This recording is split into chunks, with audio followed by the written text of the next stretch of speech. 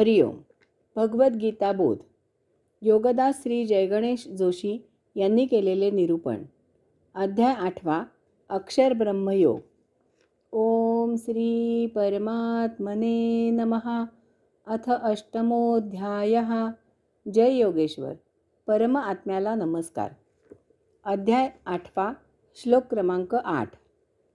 अभ्यासयोगयुक्तेन चेतसा नान्यगामिना परमं पुरुषं दिव्यं याति पार्थ अनुचिंतयन. पार्था, अभ्यासाने योगयुक्त झालेला, इतर कसल्याही विषयाचे चिंतन न करणारा, केवळ त्या परमदिव्य पुरुषाचे चिंतन करणारा त्याच्यातच समर्पण होतो, विराजित होतो.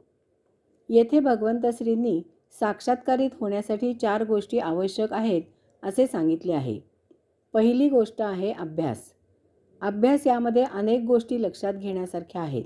अभ्यास करताना बाकी गोष्टी गौण मानाव्या लागतात, तरच अभ्यास चांगला होऊ शकतो.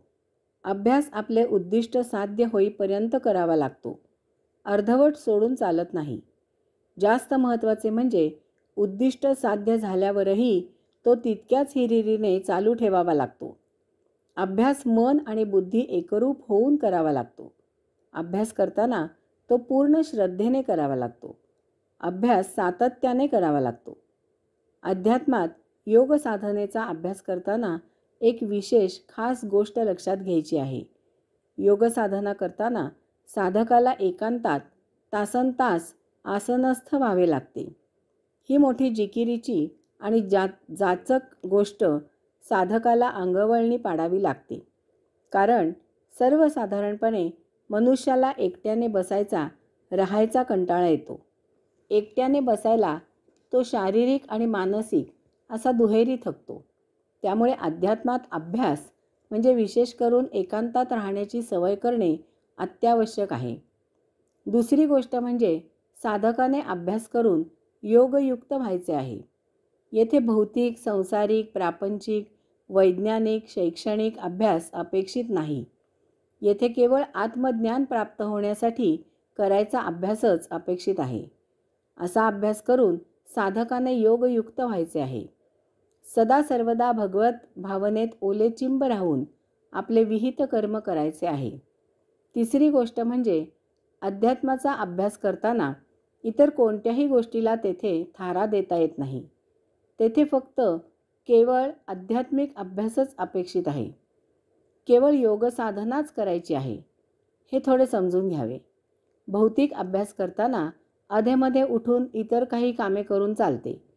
थोड्या वेळाने शैक्षणिक अभ्यासाला जेथे खंड पडला तेथून पुन्हा पुढे सुरुवात करता येते.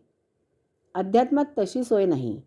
एकदा बैठक घातली आणि ध्यानाला बसले की ध्यानातून आपोआप व्युत्थान होईपर्यंत त्यामधून बाहेर येऊन चालत नाही. 4 गणिते सोडवली, जरा विश्रांती घेतली आणि मग 5वे गणित सोडवायला घेतले, अशी अध्यात्मात सोय नाही. तसे काही झाले आणि खंड पडला तर पुन्हा पहिल्यापासून साधना सुरू करावी लागते. चौथी गोष्ट म्हणजे अशा प्रकारे अभ्यास करून केवळ त्या परमदिव्य पुरुषाचे चिंतन करावे लागते.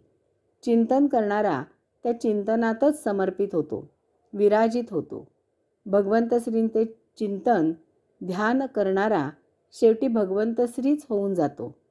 त्याची स्वतःशी ओळख पुसली जाते. तो आत्ममय होतो.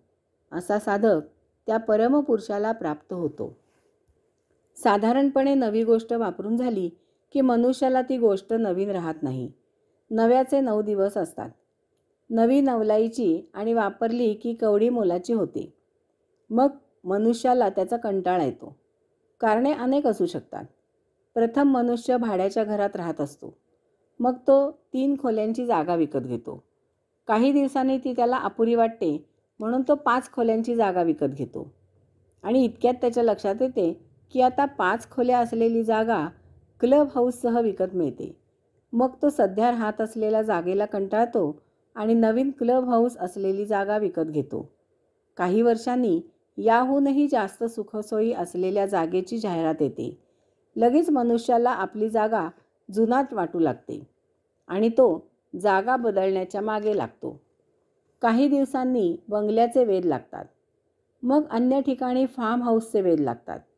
याचा अर्थ घर हे संरक्षण, संवर्धन, पोषण इत्यादीला सुकर आणि उपयुक्त म्हणून गोष्ट राहत नाही, तर ते एक अहंकार फुलवायचे आणि जोपासायचे साधन होऊन जाते.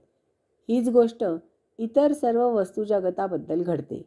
भौतिक जगतातील धरसोडीची नेमकी हीच गोष्ट अध्यात्मात अडथळा ठरते. म्हणून एका जागी स्थिर राहण्याचा मुद्दाम अभ्यास करावा लागतो. हरिओम.